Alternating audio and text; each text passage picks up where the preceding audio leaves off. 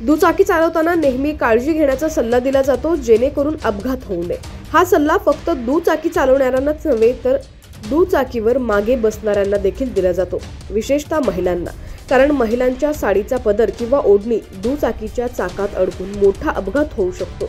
त्यामुळे महिलांना नेहमी दुचाकीवर बसताना साडीचा पदर किंवा ओढणी सावरून मागे बसावं लागतं। तरीही अनेकदा घाई गडबडीत किंवा दुर्लक्ष केल्यामुळे असे अपघात घडतात।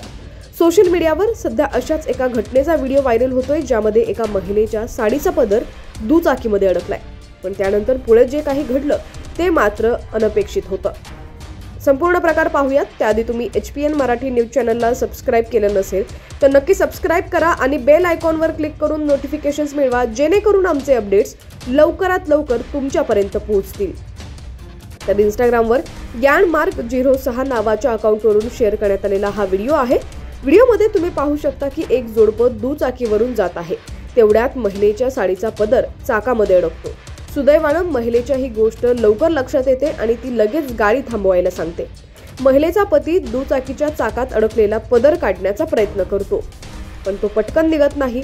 महिला भर रस्त्यात तिचा पदर पकडून उभी असते, ती अत्यंत घाबरलेली असते। तेवढ्यात तिथून झाडून काढणारा सफाई कर्मचारी महिलेच्या मदतीला पुढे येतो। सुरुवातीला तो चाकातून साडी काढण्याचा प्रयत्न करतो, त्यानंतर लगेच स्वतःचा शर्ट काढून महिलेला देतो। महिलेच्या खांद्यावर शर्ट टाकून तो तिच्या नवऱ्याला मदत करतो। थोड्या वेळानं साडीचा पदर चाकातून निघतो। नंतर महिला त्या सफाई कर्मचाऱ्याला शर्ट परत करते आणि त्या सफाई कर्मचारी काकांचे आभार देखील मानते।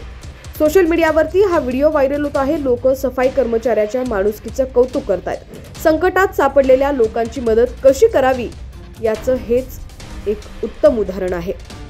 हा व्हिडिओ सध्या सोशल मीडियावरती मोठ्या प्रमाणात व्हायरल होतोय। तसंच या व्हिडिओवरती मोठ्या प्रमाणात कमेंट्स देखील येत आहेत। व्हिडिओवर लोकांनी अशी कमेंट केली आहे की काका किती चांगले आहात, अशीच मदत संकटात सापडणाऱ्या प्रत्येक व्यक्तीला प्रत्येकानं केलीच पाहिजे। तर व्हिडिओ पाहून तुम्हाला देखील काय वाटलं आम्हाला कमेंट सेक्शनमध्ये तुमची प्रतिक्रिया देखील नक्की कळवा।